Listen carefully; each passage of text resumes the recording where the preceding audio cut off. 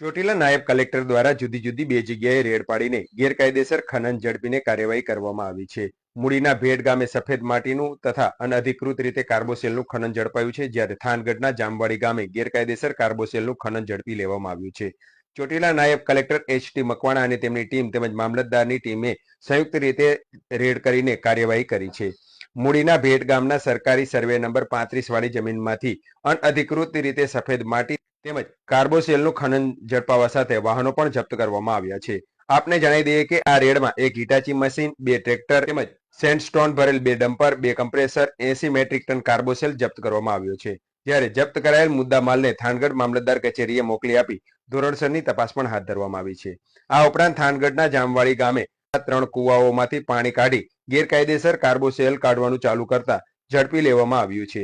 આ રેડમાં 4 ચરખી, 10 નંગ બકેટ તેમજ અને સુપર પાવર 90 વિસ્ફોટકના 46 નંગ મળી મુદ્દા માલને ઝડપીને કાર્યવાહી કરવામાં આવી છે. આમ બંને રેડમાં 1,31,42,100 નો મુદ્દામાલ જપ્ત કરીને મામલતદાર કચેરીએ મોકલી આપીને ધોરણસરની તપાસ શરૂ કરાઈ છે.